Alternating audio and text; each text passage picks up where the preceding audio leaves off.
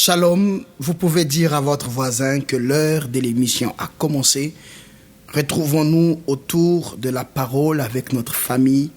Nous allons écouter un message qui va guérir les plaies de votre cœur, qui va vous remettre en confiance et qui va vous placer sur l'autoroute de votre destinée.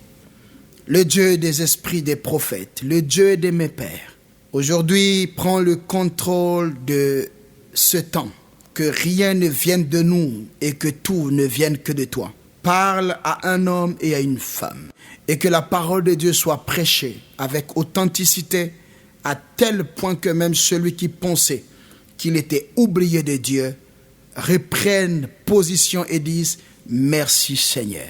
Que toute la gloire te revienne. C'est dans le plus beau nom que nous avons ainsi prié et rendu grâce, le nom de Jésus-Christ de Nazareth. Nous disons ensemble Amen. Soyez salués et nous allons ouvrir nos Bibles dans le livre de Juges, le chapitre 6. Nous allons lire à partir du verset 11 jusqu'au verset 16. Et un ange de l'Éternel vint et s'assit sur le térébinthe qui est à Ophra, lequel était à Joas, la Biézérite. Et Gédéon, son fils, battait du froment dans le pressoir pour le mettre en sûreté de devant Madian. Et l'ange de l'Éternel lui apparut et lui dit, l'Éternel est avec toi, fort et vaillant homme. Et Gédéon lui dit, mon Seigneur, si l'Éternel est avec moi, pourquoi donc toutes ces choses nous sont-elles arrivées? Où sont toutes ces merveilles que nos pères nous ont racontées en disant, l'Éternel ne nous a-t-il pas fait monter hors d'Égypte? Et maintenant l'Éternel nous a abandonnés et nous a livrés en la main de Madian. Et l'Éternel le regarda et lui dit, va avec cette force que tu as et tu sauveras Israël de la main de Madian. N'étais-je pas envoyé? Et il lui dit, Seigneur, avec quoi sauverai-je Israël? Voici, mon millier est la plus pauvre en Manassé. Et moi, je suis le plus petit de la maison de mon père. Et l'Éternel lui dit, moi je serai avec toi et tu frapperas Madian comme un seul homme. Parole du Seigneur. Le thème de mon message aujourd'hui est intitulé « Ne doute plus jamais de toi ». Frères et sœurs, l'une des plus anciennes histoires de la Bible et les plus réputées de l'histoire de la Bible, c'est l'histoire de Gédéon. Gédéon n'est pas rentré dans l'histoire parce qu'il était le plus diplômé ou le plus exercé de sa génération. Non, Gédéon est rentré dans l'histoire de la Bible à cause d'une rencontre et d'une découverte. C'est le point de départ de la vie de tous les grands héros. Tous les grands héros de la Bible que vous appréciez, que nous apprécions tous d'ailleurs, ont été confrontés presque aux mêmes réalités. Gédéon était de la famille de Joas et un descendant d'Abiézer. Cet homme était donc un Israélite dont l'histoire de la famille est connue, que ses arrière-parents servaient Dieu, puisque ses grands-parents l'ont entretenu en lui racontant des histoires de ce que la main de Dieu avait pu faire depuis la nuit des temps, avant que Gédéon ne soit né. Ils ont commencé à raconter à Gédéon des histoires du passé, les merveilles du passé, comme le savait très bien le faire ma mère Philomène et mon père Paul, dans ces histoires qui se racontaient lorsque nous étions assis sur les nattes à l'Oudima, à la belle étoile, entourés des amis et frères, et les parents nous racontaient des histoires à travers desquelles on tirait des leçons de la vie courante. Encore, Gédéon était instruit et les informations que Gédéon recevait étaient déjà comme une forme d'école. Les grands hommes n'ont pas certainement eu l'occasion d'être dans des grandes salles à côté des gens surdoués avec lesquels ils apprenaient des leçons qui s'écrivaient au tableau. Ils ont certains eu l'occasion d'être à l'école à côté des grands, à côté des bons parents, à côté des parents poètes, à côté des hommes et des femmes qui avaient des valeurs, des véritables vertus de l'enseignement, qui le leur transmettaient loin des universités conventionnelles. Ainsi donc, Gédéon notre célèbre frère et notre célèbre personnage de ce sujet va avoir la même attitude comme tout Israélite, parce que vous savez, dans Juge 1, on commence à nous décrire les causes qui ont emmené Israël à faillir. Israël a désobéi entre la main de Dieu, ils ont désobéi, ils ont tourné le dos contre Dieu et finalement Dieu les a livrés comme étant une nation faible devant une nation plus faible que eux, et la nation plus faible est devenue plus forte que eux à cause de la désobéissance. Tout ce que Israël faisait était profitable à Madian. Même si Israël plantait un champ, le résultat ou les fruits recueillis de ces champs profitaient à Madian. Lorsqu'un Israélite fiançait une femme avant de l'épouser, c'était un Madianite qui couchait avec cette femme. Lorsque un Israélite achetait une voiture, s'il y avait des voitures à cette époque, sinon des ânes, c'était au profit d'un Madianite. Donc une nation aussi faible comme Madian, un pays sans référence qui n'est sorti peut-être qu'une seule fois, si vous lisez bien l'histoire de la Bible, comme étant une nation faible dans cette circonstance, et finalement Gédéon était donc issu de cette famille et était un citoyen du pays d'Israël qui était très faible. Un jour, toujours comme dans l'habitude et dans la peur, se disant que si je me mettais à faire telle ou telle chose, les Madianites vont venir encore le prendre. Et un soir, Gédéon va donc aller au champ, il va recueillir des grappes de raisin et il va arriver avec quelque part proche. Et ayant peur des Madianites qui pouvaient apparaître à n'importe quelle occasion, la Bible dit qu'il s'est mis à mettre les grappes de raisin dans un pressoir afin de presser et recueillir le vin qui était donc le fruit, sinon le jus de la vigne. Ainsi donc, Gédéon qui était en train de recueillir son vin avait comme intention, après avoir recueilli le vin, il devrait le mettre à l'abri pour qu'aucun seul Madianite ne puisse avoir accès et récupérer ce vin, fruit de son dur labeur. Mes amis, pendant que Gédéon est en train de travailler rapidement et se mettre à l'abri, subitement, tout à coup, soudain, brusquement, il y eut un homme aux allures impressionnantes qui lui apparut dans une véritable gloire et le salua en lui disant « Vaillant héros !» Vaillant héros! Il ne suffit pas de dire vaillant héros, il lui annonce une bonne nouvelle. La bonne nouvelle est aussi aux pauvres. La bonne nouvelle est aussi à ceux qui ont peur. La bonne nouvelle est aussi à ceux qui ne croient plus en rien. Où l'ange lui dit, l'Éternel est avec toi. Toute l'histoire de la Bible nous présente des hommes qui n'étaient pas prêts au départ. Des hommes qui n'étaient pas prêts ni pour répondre à l'appel de Dieu, ni de croire en la mission que Dieu leur confiait. Ils n'étaient pas prêts. Tous les hommes de la Bible ont présenté presque la même chose. Ils se sont toujours sentis inférieurs quand la bonne nouvelle de leur destin arrive. En partant d'Abraham à qui Dieu est apparu, en lui disant « Je ferai de toi père d'une multitude de nations », alors que lui-même se voyait encore incapable et que chaque soir sa femme Sarah rappelait encore en disant « Mais tu es l'homme de la promesse, où est donc l'accomplissement de cette promesse ?» Abraham était un homme qui avait une référence. Et la référence d'Abraham, c'était la richesse de son père. La Bible dit qu'il était le plus riche de la Mésopotamie. Et donc Abraham, son Dieu, avait déjà une référence d'homme à travers de son père. Riche, il avait une adresse. Mais quand Dieu lui apparaît, il lui donne une nouvelle qui lui change de position.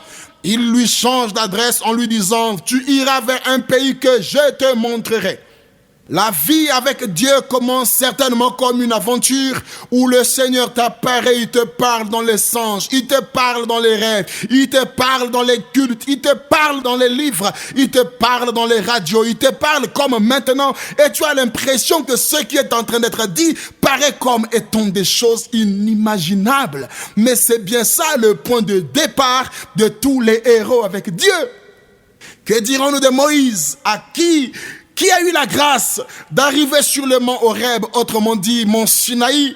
Et Moïse, Dieu lui dit, tu iras et tu vas renverser Pharaon. Moïse disait à Dieu, tu sais, je suis bègue, je ne sais pas parler. Mais Dieu qui lui envoyait, ne savait-il pas qu'il était bègue? Dieu ne connaissait-il pas que Moïse avait un défaut? Dieu ne savait-il pas que Moïse avait des manquements? Qui vous dit que vous ne pouvez pas faire des choses dans votre vie parce que vous manquez telle ou telle chose?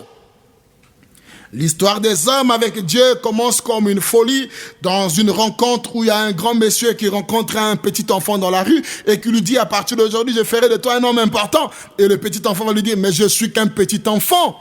Et c'est ça qui a été la réaction de Gédéon.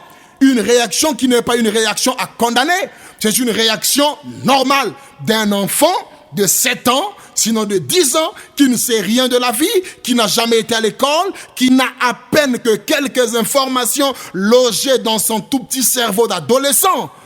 Gédéon n'était pas quelqu'un qui pouvait croire. C'est pour cela qu'il a sorti son interminable liste qu'il présentait à Dieu, montrant à Dieu que c'était impossible et disant certainement à Dieu que tu t'es trompé d'adresse, tu t'es trompé de personne. Jérémie a dit aussi que je ne suis qu'un enfant. Et Jérémie a dit je ne sais pas parler, je ne suis qu'un gamin. Josias et Samuel aussi a eu des problèmes d'orientation. Lorsque Dieu était en train de l'appeler, il ne savait pas répondre et il allait au contraire auprès du vieux Élie, le sacrificateur qui était sincère et l'a orienté par la suite. Josias. Et aussi, si nous prenons le cas de Matthieu, de Marc, de Pierre, de Paul, jusqu'à nos jours, Dieu continue d'appeler des hommes qui se sentent toujours incapables. Ils se sentent incapables, mais ils ne sont pas incapables.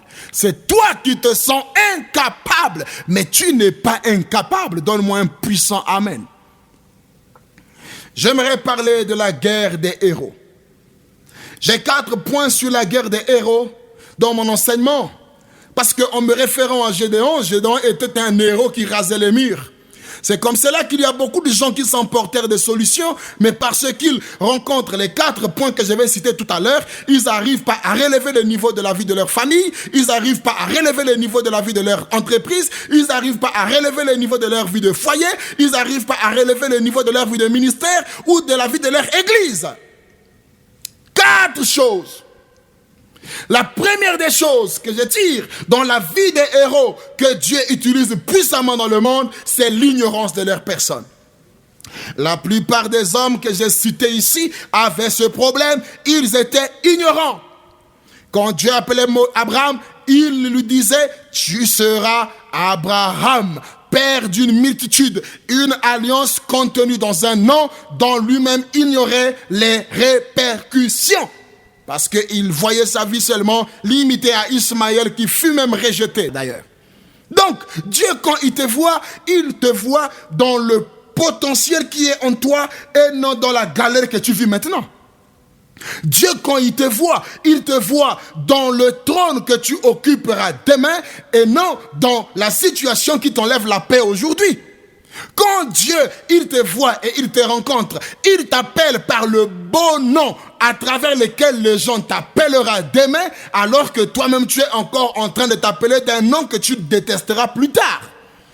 Dieu te voit dans un style des patrons, Dieu te voit dans un style des hommes réussis, alors que tu es aujourd'hui en train de vivre la vie d'un malheureux qui n'a qu'un seul pantalon qu'il lave chaque soir et qui sèche chaque 5 heures du matin, qu'il porte quelquefois mouillé avant de sortir.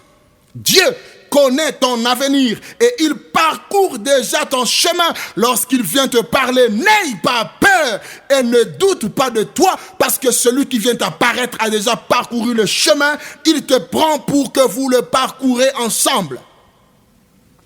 L'ignorance de leur personne.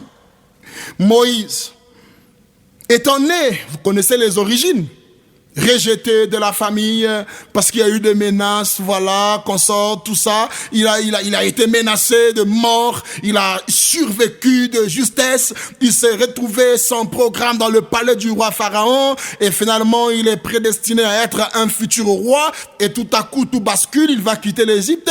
Une vie avec trop de doutes, trop de complications. Et tu viens dire à cette personne que c'est toi qui seras le héros. Mais quelle folie! Une vie de zigzag. Une vie où rien n'est maîtrisé. Une vie où on rit maintenant et après les 2 secondes qui vont suivre, on pleure. Une vie où quelquefois on n'est pas fixe, on n'a pas de loyer fixe parce qu'on est incapable de payer le loyer tout le temps. Lorsque on arrive à traverser une période en riant, à peine tu as 5000, les minutes qui vont suivre, les 5000 sont finis parce qu'il n'y a pas d'unité de production qui te rapporte. Comment vivre une vie assez équilibrée et comment être un homme de réponse, un homme de la situation qui relèvera la situation des autres alors qu'on se sent soi-même incapable. Tu es incapable de tout. Tu fuis même les réunions de famille parce que tu te vois incapable alors que tu es le Gédéon. Voilà les Gédéons qui sont des solutions pour les autres qui rasent les murs pendant que je parle. Un Gédéon qui quelquefois manque 150 pour payer le bus, mais c'est lui la réponse à la situation que vous êtes en train de traverser. Les Jephthé, enfants rejetés, mais est pourtant le héros de la famille. L'ignorance de votre personne. Vous devrez apprendre à vous découvrir, à découvrir le point fort de votre vie.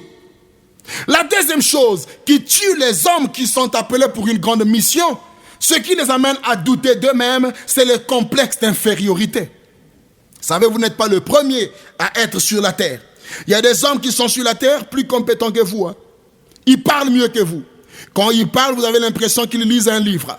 Quand ils parlent, vous avez l'impression qu'ils sont tellement surdoués que vous vous dites « Waouh, mais face à un tel homme ou telle femme qui est si éloquent et élégant, comment pourrais-je me tenir ?» Ne vous en faites pas. Même si Vasti est là, paru de vêtements royaux, ne vous en faites pas. Si vous êtes Esther, c'est vous qui serez sélectionné.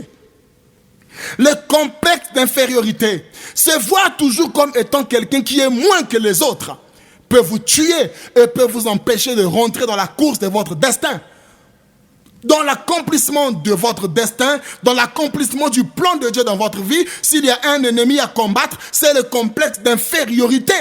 Moïse disait à Dieu, tu sais que je suis bègue, donc tu peux trouver mon frère Aaron parce qu'il est mieux que moi. Dieu dit, d'accord, moi j'ai choisi, moi je vais prendre Aaron parce qu'il parle, mais c'est toi qui seras son Dieu et toi il sera ton prophète. Pendant que tu te vois inférieur, Dieu continue à insister en mettant en toi des paroles qui vont te remettre en confiance pour que tu saches que tu n'es pas le moindre. La troisième des choses qui empêche aux gens de pouvoir échouer avec l'appel que Dieu les a fait, c'est le manque de qualification au départ. Beaucoup de gens pensent qu'il faut être qualifié avant d'être grand. Connaissez-vous les origines de Jésus? Les parents ont même manqué un endroit où il allait naître. Je n'ouvre pas la révélation aujourd'hui, je le dis terre à terre. Mais les parents ont manqué un endroit où Jésus allait naître. Né dans une étable, des parents démunis. Mais et pourtant, la Bible dit, comme un rejeton sortant d'une terre desséchée. Et pourtant, c'était lui le héros, l'homme de la situation. Le sauveur des sauveurs, le roi des rois, le seigneur des seigneurs. Il est né dans une attitude et apparence négligeable. Ésaïe 53 le décrit. Il n'avait ni beauté ni éclat pour attirer nos regards. Mais cependant, le psaume le vénère en disant, il est le plus beau des fils des hommes parmi 10 000 pour mon âme. Ton départ n'est pas un problème parce que tu es un avion sur le tarmac, comme nous l'avons déjà prêché une fois ici. Alors, mon ami, que tu ne sois pas quelqu'un qui pense qu'il te manque de qualifications, que tu ne peux pas. Nous autres avons cru que nous ne sommes pas qualifiés pour être des excellents orateurs, apportant l'évangile dans les 5 continents jusqu'aux extrémités de la terre. Oui, mon ami, qui t'a dit que ton départ, que le manque de qualification t'a déjà disqualifié? La quatrième des choses et la quatrième erreur que beaucoup de héros font, c'est aussi la comparaison aux meilleurs. Ne vous comparez à personne. Ne vous comparez pas à ce soi-disant meilleur parce que vous êtes aussi meilleur à votre niveau. Vous êtes meilleur devant celui qui vous a appelé. Vous êtes meilleur pas selon les hommes, mais vous êtes meilleur en vous appuyant sur la personne de Jésus-Christ de Nazareth. Là où vous pensez que vous n'êtes pas meilleur, l'apôtre Paul dit « Je puis tout par celui qui me fortifie ». Celui qui vous fortifie vous rend meilleur. Tu es le meilleur de ta génération. Tu es le meilleur de ta famille. Tu es le meilleur de ta classe. Tu es le meilleur de ton travail. Tu es le meilleur de ta ville. Tu es le meilleur de ton église. Ne te sous-estime pas, car tu as été qualifié par celui qui t'a recruté. Qu'est-ce que les héros font pour prendre leur envol? La plupart des héros sont des hommes et des femmes qui ne croient pas en eux. Ils doutent le plus souvent d'eux-mêmes. Ils sont champions à connaître les histoires des autres, mais ils ne veulent pas faire de leur propre vie une histoire pour les autres. La plupart des gens qui ont pris de l'envol et qui sont allés loin avec Dieu ont fait aussi 5 choses. Et ces choses, j'aimerais les énumérer. 1. Ils arrivent à découvrir leur appel. Tu es une flèche sortie avec une cible à atteindre. Donc tu dois commencer par découvrir le carquois dans lequel tu es, les bras desquels tu es sorti. Dieu t'a appelé et il t'a appelé pour un but. Il ne t'a pas appelé pour que tu échoues avec un appel aussi précieux que tu as. Tu as un appel, il faut le découvrir. 2. La force de leur appel. La force de leur appel. Dans ton appel, il y a une force. Vous voyez, lorsque je me suis converti, venu à Dieu, je me sentais nul. Je ne savais pas que, une fois mon affiche dans la rue, une fois qu'un spot dans un média, une fois qu'une information de moi passe dans un réseau social, dans Facebook, WhatsApp et autres, ou dans YouTube, que je pouvais traîner aussi de grandes foules dans mes réunions chrétiennes, dans mes réunions du Saint-Esprit, dans mes réunions de puissance, où la puissance de Dieu est démontrée, noir sur blanc, où les malades sont guéris, les gens fatigués sont réconfortés. Au départ, je me disais que je ne suis pas connu. Mais ce n'est pas un problème que tu sois connu ou pas. Dans ton appel, il y a une force. Et c'est cette force qui draine du monde. C'est cette force qui convainc les gens. C'est cette force qui regroupe les partenaires autour de toi. Pourquoi tu négliges la force qu'il y a dans ton appel? Aujourd'hui, il y a des pasteurs héros. Il y a des pasteurs des généraux de Dieu dont je n'aimerais pas énumérer les noms parce que la liste est exhaustive. Mais aujourd'hui, je voudrais quand même te rappeler que même les hommes qui sont devenus puissants ont découvert la force de leur appel. Les gens n'achètent pas ton CD parce que tu as la plus belle voix, mais parce que dans ton appel, il y a l'onction qui doit attirer les gens à écouter ton CD. Les gens ne viennent pas dans tes réunions parce que tu es le plus beau des pasteurs ou parce que tu prêches mieux que les autres, mais parce que c'est la force qu'il y a dans ton appel. Dans ton appel, il y a les réalisations que tu accomplis sont déterminées dans la force qu'il y a dans ton appel. La troisième des choses que ces héros font, ils se forment et s'engagent. Tu peux découvrir que tu es fort, tu peux découvrir la force de ton appel, mais la formation oblige à ce que tu donnes une forme à cet appel-là. Tout appel est brut au commencement. Mais après, il faut se faire former pour donner une forme puisque tu apportes le message et l'appel de Dieu dans un monde qui est formé. Il ne faudrait pas que tu sois un homme déformé qui cherche à former le monde. Il faudrait que tu te fasses former. Et le type de formation, c'est que, il y a la formation théorique, mais il y a aussi l'initiation. Jésus ne s'est pas arrêté à donner des théories aux gens, mais après, il a initié les apôtres. Jésus a amené les disciples, certains. Vous allez voir la différence entre les disciples formés et les disciples initiés. Les disciples formés sont ceux qui écoutaient l'évangile comme les autres. Et ils n'ont pas fait des choses assez graves.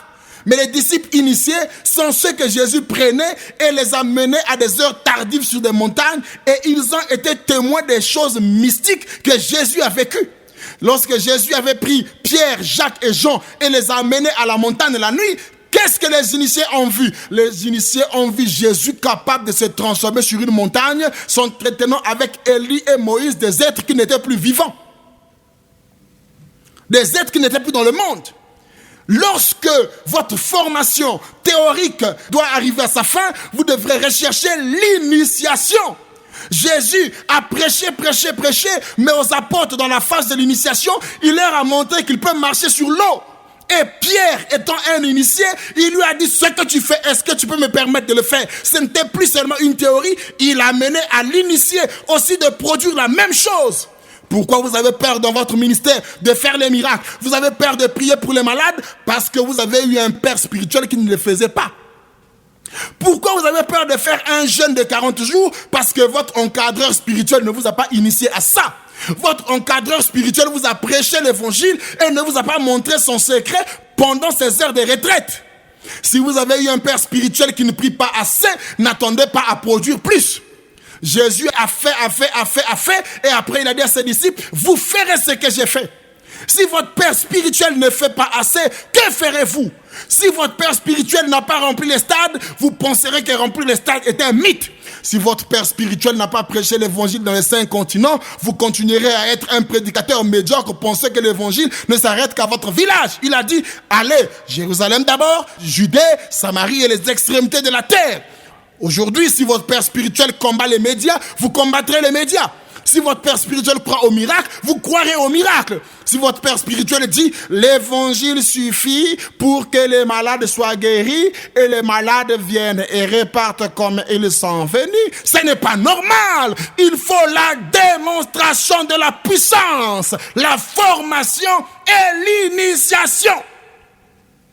Les gens qui n'ont pas été formés, lorsqu'ils ont vu Jésus dans la phase de l'initiation, pour la première fois marcher sur l'eau, ils ont dit, c'est un fantôme. Mais quand ils ont été habitués à voir Jésus faire des démonstrations de l'esprit après la résurrection dans une maison hermétiquement fermée, Jésus leur est apparu. Ils ont dit, lorsque le maître est rentré, personne n'a paniqué.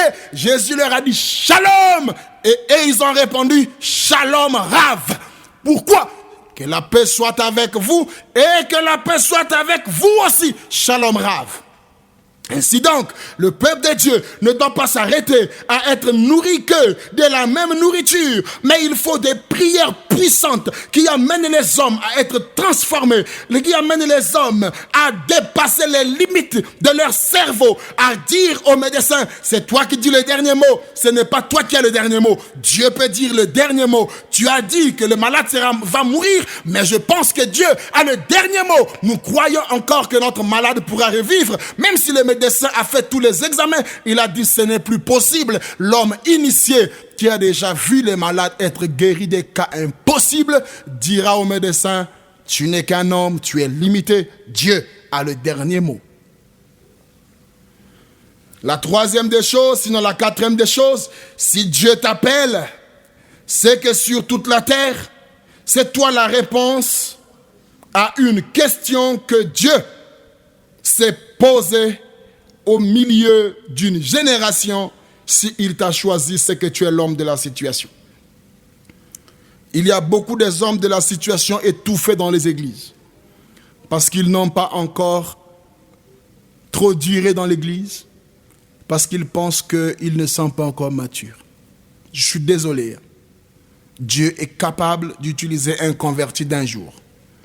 La doctrine de l'église exige à ce que on ne donne pas les responsabilités aux nouveaux convertis. Mais la doctrine de la foi démontre que Paul s'est converti dans la rue. Il est venu à l'église sans suivre les cours d'affermissement. Il a commencé à prêcher l'évangile.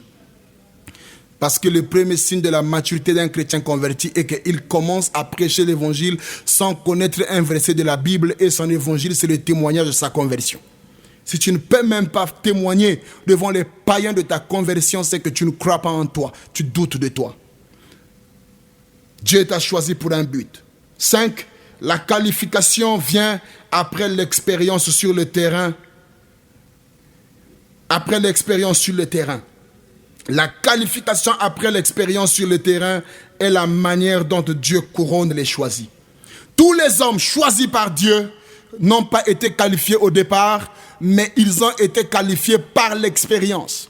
Ainsi donc, votre expérience dans la marche avec Dieu déplace la licence qu'un homme peut avoir en théologie sans avoir marché avec Dieu.